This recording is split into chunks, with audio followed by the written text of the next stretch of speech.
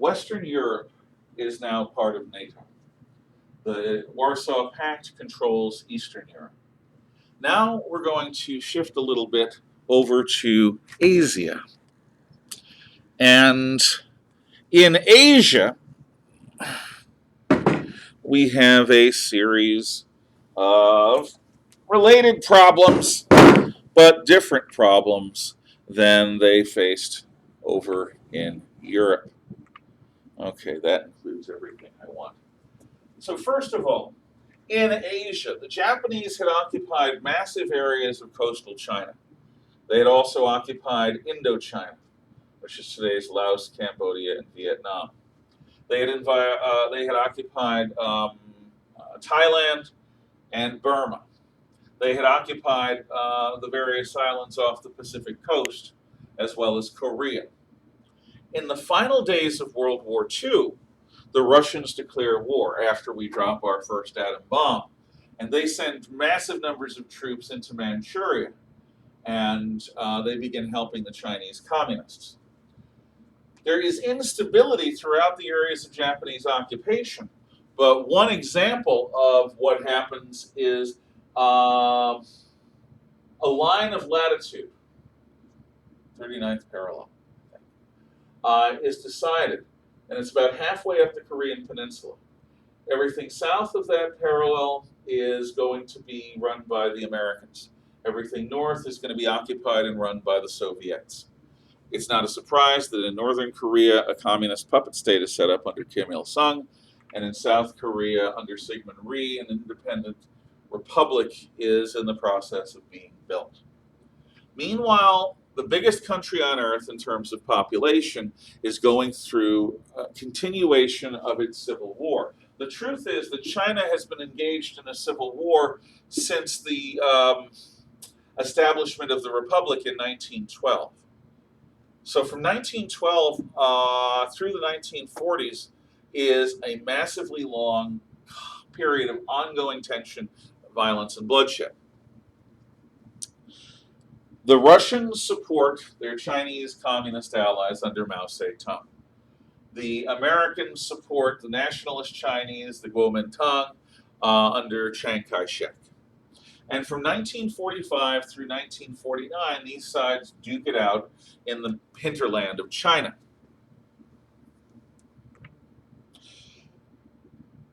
Mao wins. Chiang loses. The communists win. The nationalists lose. The Soviet proxy wins. The American proxy loses. And Chiang Kai-shek and many of his generals escape from mainland China and go to the island of Formosa, Japanese Formosa, which is also known as Taiwan. And there they continue the nationalist government of China in exile. The communists now control the mainland, and the nationalists control Taiwan. This is the basis of the modern conundrum involving Taiwan. Taiwan is a free, democratic country run by Chinese, something that the Chinese Communist Party says is impossible, says that China needs an authoritarian communist government to save it because China has special characteristics. Taiwan, like Hong Kong before it, but even more so because Taiwan is an independent country, proves that Chinese people are perfectly capable running a functional and successful democracy. Since 1949, Taiwan has been an independent country. The Chinese Communist Party hates that notion.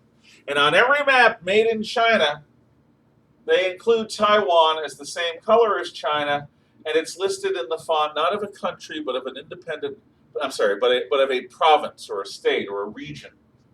Also in 4950, the Chi-Coms invade Tibet, the Buddhist kingdom in the mountains north of the Himalayas, and they imprison the Dalai Lama and begin importing massive numbers of Han Chinese. They also increase their control over Xinjiang, which is where the ethnic Uyghurs are, the Muslim population that the Chinese are currently today trying to wipe out as a distinct group through cultural imperialism and intermarriage and displacement by Han Chinese majority.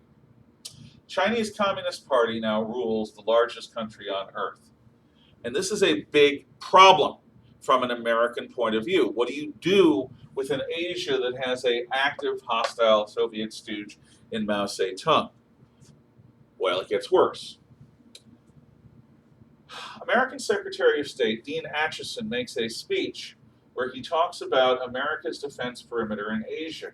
And he references Japan and Taiwan and the Philippines and French Indochina and Hong Kong. And he neglects to mention, accidentally, seriously, accidentally, he neglects to mention South Korea.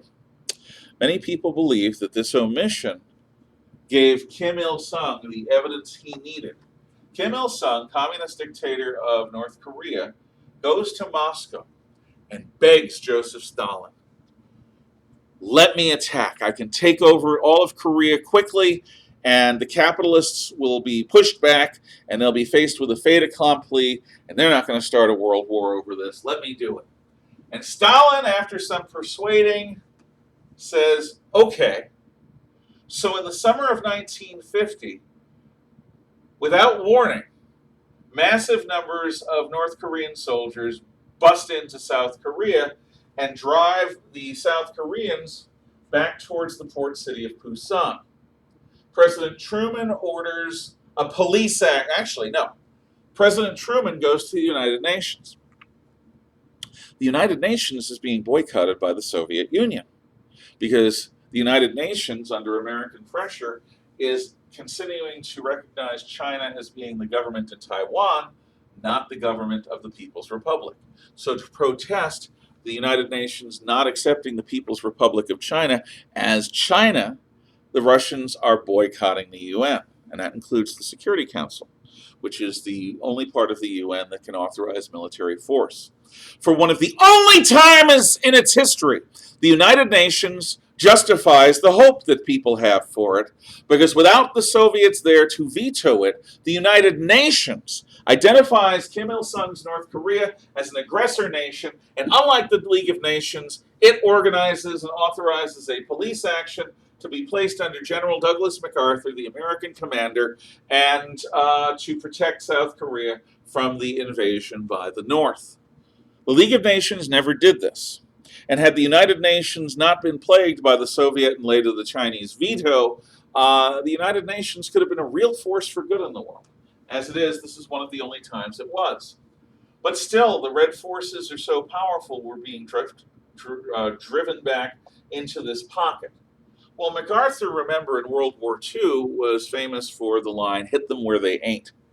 Instead of fighting at Busan and sending reinforcements in, he lets our people hold on here, which is a very harsh thing to do. There's a lot of guys dying. But he organizes a relief force that lands halfway up the Korean peninsula at a place called Incheon.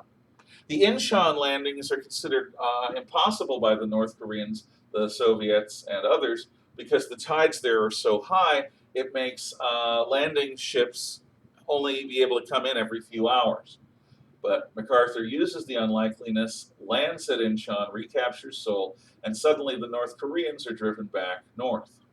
Now, in late 1950, American and United Nations forces are driving northward into North Korea. The Chinese say again and again, if you come near our border, you're going to regret it. But it's China. Really. The Chinese haven't been a plausible threat to a Western power since the 1600s. So the United Nations forces don't take them seriously. By Thanksgiving 1950, the Chinese communists and their People's Liberation Army have infiltrated over 1 million men behind our lines without us knowing. Over 1 million men. That was incredibly done. We have air superiority. We have control over the skies of North Korea in the daylight. We have cameras everywhere in the air in daytime. They infiltrate over 1 million men. And around Thanksgiving 1950, they attack us from all directions throughout North Korea. The bloodiest retreat in U.S. Marine Corps history then begins from the Chosin Reservoir up near the northern border of North Korea down to an evacuation point here on the coast. It is a bloodbath. The Chinese communists change the war and drive us back south. We push them back north. At this point, General MacArthur, our supreme commander, is publicly asking for Chiang Kai-shek to move Chinese forces from the nationalist side into South Korea, and he wants to use nuclear weapons, or atomic weapons anyway, in North Korea to break up the formations that are attacking his men. Why? Because General MacArthur is trying to win the war. That's what generals are supposed to do traditionally. However, this is not a usual traditional situation. President Truman calculates that he doesn't want to start World War III over Korea.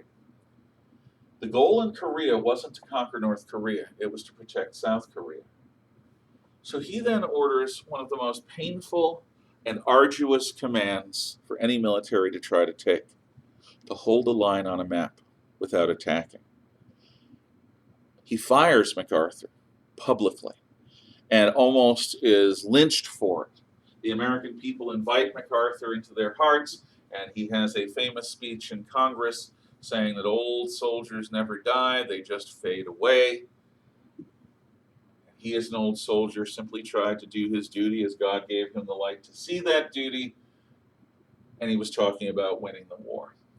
But Truman's choice causes us to fight for 2 more years in Korea, right near the 38th parallel, which is where the war had begun. The Chinese during that time, and the North Koreans and the Russians, all are gambling that if you kill enough Americans, we'll go away. It's the same calculus the Japanese used in World War II, and it will appear again and again with our enemies. In fact, a series of peace negotiations begin at a place called Panmunjom. The Chinese argue month after month over the shape of the table. They're not there to sign a peace deal. They're there to keep putting pressure on the Americans, psychological pressure at the peace talks, military on the battlefield. And if they kill enough Americans, we'll go away. After over 2 years of this kind of bloody warfare, the bloodiest 2 years of the 3-year-long Korean War, a new president is elected, Dwight D. Eisenhower, the supreme commander who drove into Hitler's Europe, a person the communists fear and respect. And a peace treaty is finally signed. No, not a peace treaty. A ceasefire is signed. An armistice is signed along the current line of control, the demilitarized zone between North and South Korea. But there is no peace treaty. Legally, the United Nations is still at war with North Korea.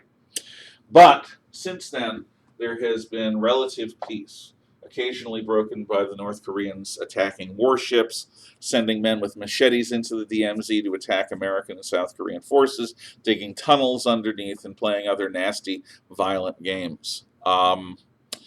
They're not really games. But the Korean War, which is the hot war phase of the early period of the Cold War, finally ends in 1953.